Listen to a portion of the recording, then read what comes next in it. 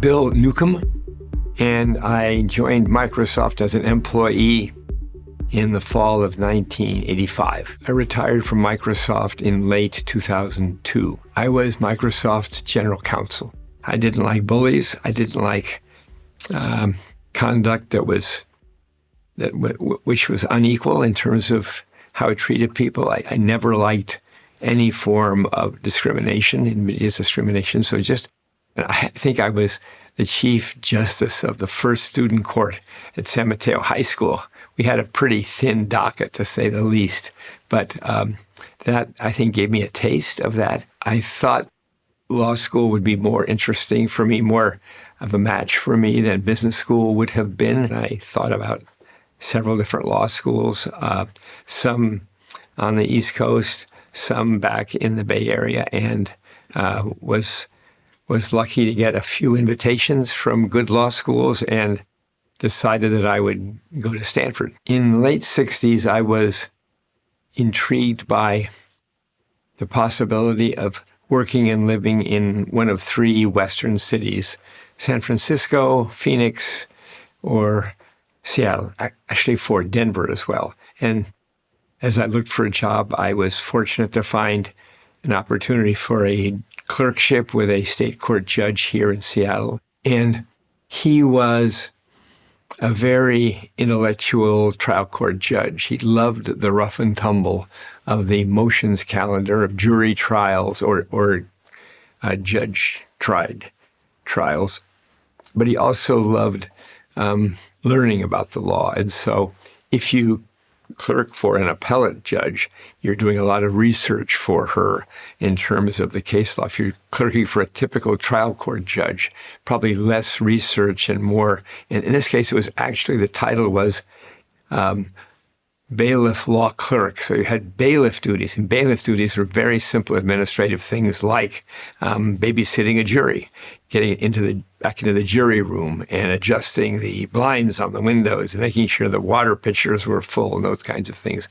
My judge, who again loved being on the bench and in the give and take of trial work, back in chambers, was a very serious student of the law, the way an appellate judge might have been.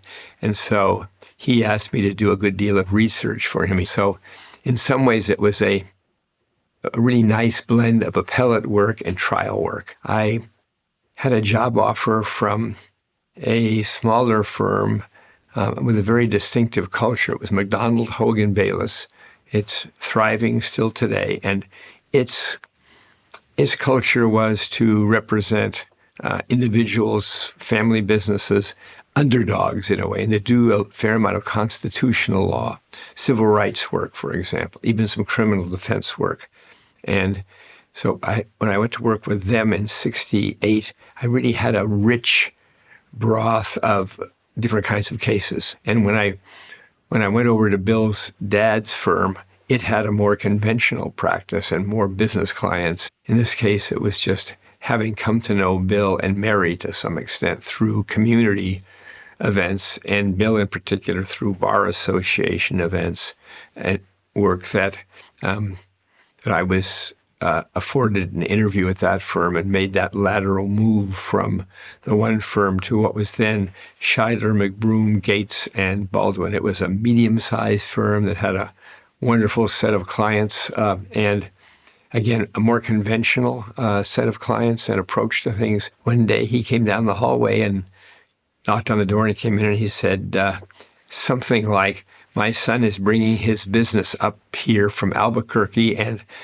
we have the first chance to represent them. Would you be willing to look after them?" And I said, when the managing partner says to you, "Would you be willing to help my son with his business?" it's not something you have to think about. And again, brand new to the firm, trying to find my way. And I said, of course, I'd be honored to do that. And I said, "What sort of business is he in?" And Bill Sr. said, "Something to do with computers, I think. I'm not sure, but you'll find out."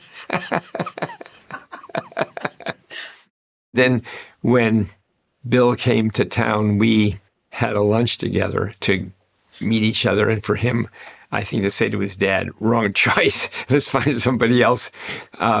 But mercifully, he didn't say that to his dad, I don't think. But we had a lunch, and that was my first chance to learn about Microsoft and what were they doing.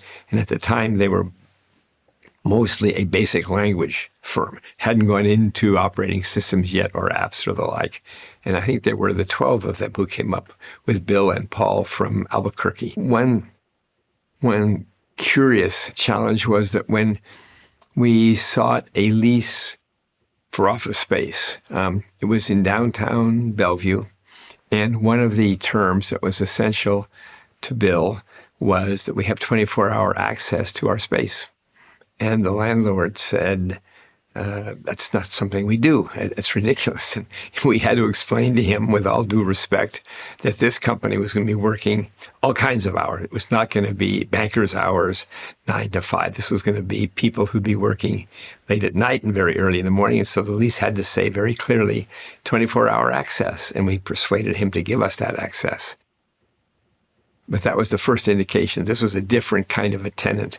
And again, in the very early stages of computer software companies, it was a hallmark and was, again, typical of the kind of enthusiasm Bill had already built with his first core of employees, that it was important that people had the energy and the commitment to work and get the job done, whatever that took. Part of our job, both within the company and within the industry, was educational, to be good teachers of intellectual property law and how it applied to our products and services in a way that we could earn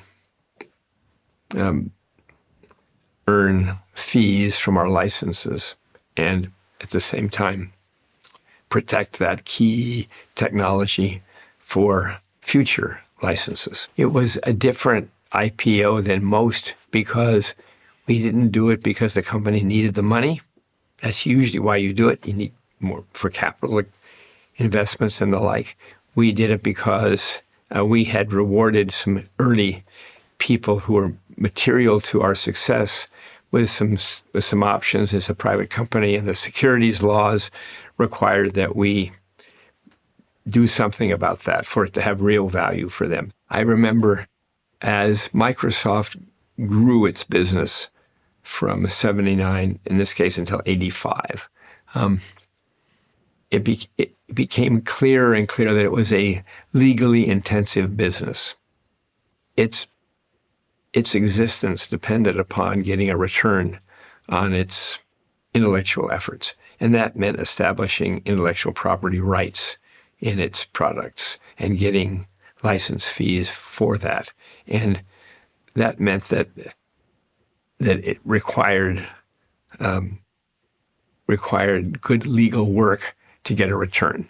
And so, I mean, some companies, if you're in the widget business, it's very different. You're selling something physical and you put a price on it and you have to produce it and do some marketing and sales. But the job of a general counsel for many forms of business are less legally intensive than for an intellectual property company. And over those 7 years, we kept having to involve more and more of us at the law firm. In those days, it was Scheider, McBroom, Gates, and Baldwin.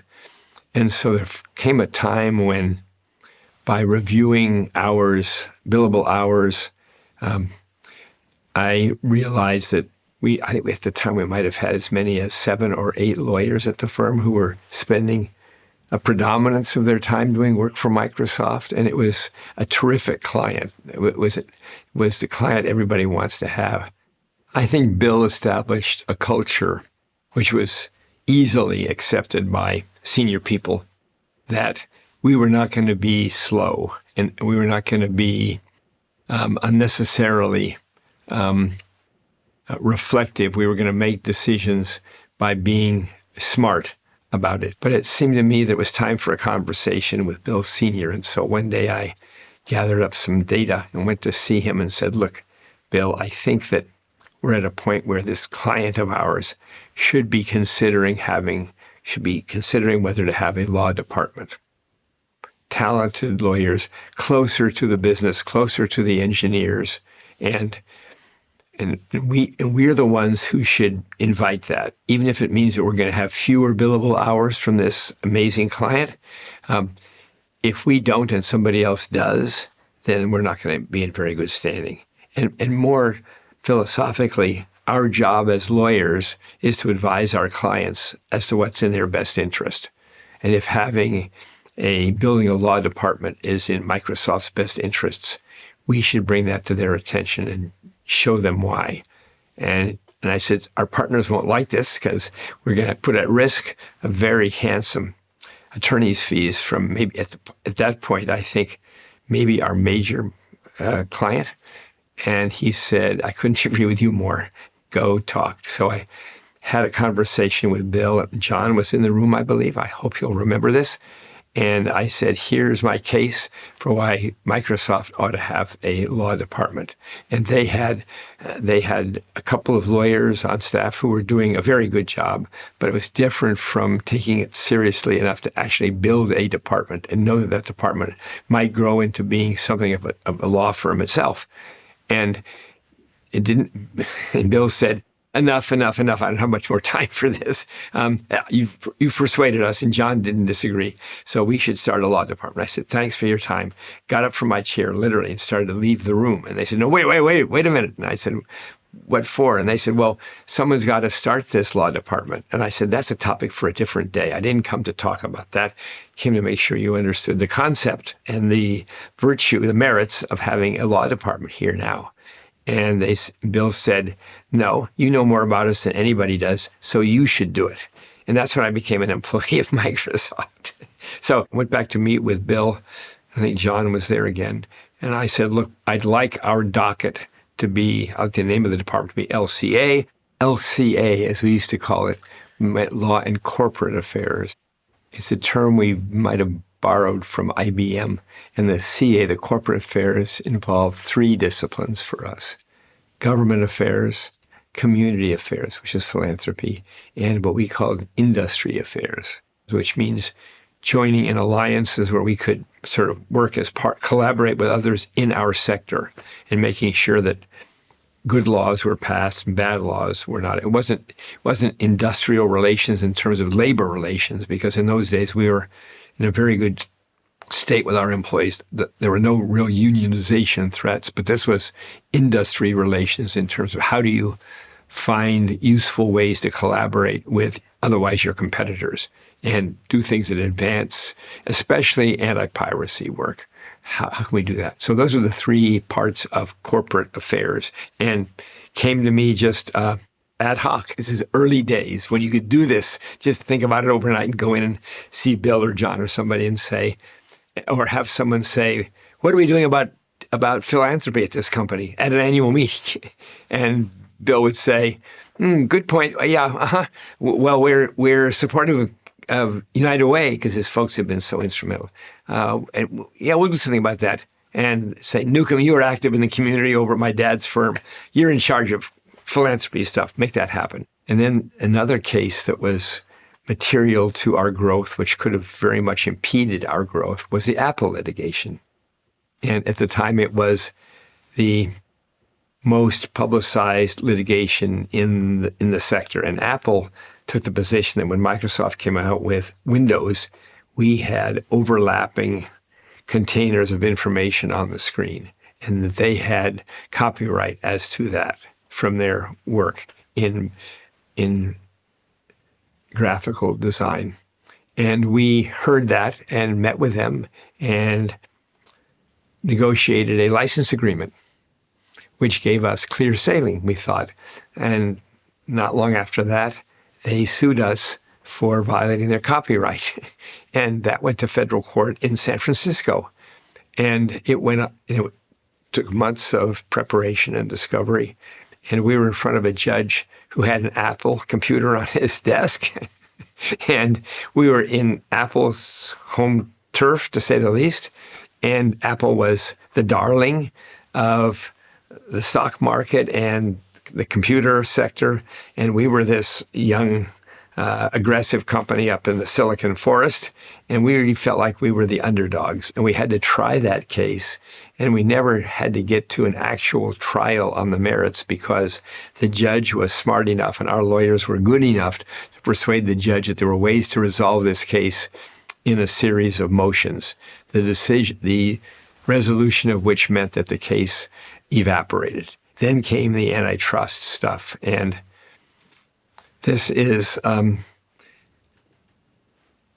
in addition to the Department of Justice having an interest in our way of doing things, the competition agency for the European Union government has competition laws, much like our antitrust laws, but with a different emphasis. So this long, painful process and it's more a tale of two judges than it is almost anything else. And thank goodness for courts of appeals. And frankly, courts of appeals have more expertise in terms of these Sherman Act cases, which are not that common, much better able to review the record from the trial court and decide whether this was what the outcome should be.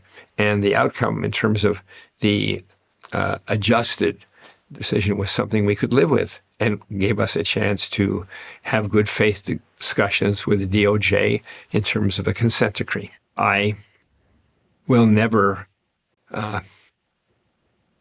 fully understand the good fortune that I enjoyed to have the role I had. And once given the role as outside counsel and then as inside general counsel, I worked hard and I tried to work smart. So maybe the department, which should be viewed as a department, not as Bill Neukom. I think LCA I hope it did a good job and set some standards and some ways of seeing the role of being an advisor to the company. It was an enormous privilege.